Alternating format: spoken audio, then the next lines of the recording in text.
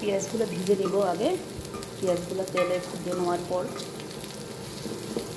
এরপর আমি মরিচগুলো একটু হালকা করে ভেজে নেব।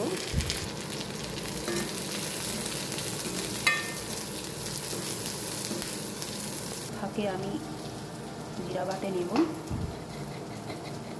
জিরা বাটা হয়ে গেছে, এটাও হালকা ভেজে নিচ্ছি। দিয়ে দেবো।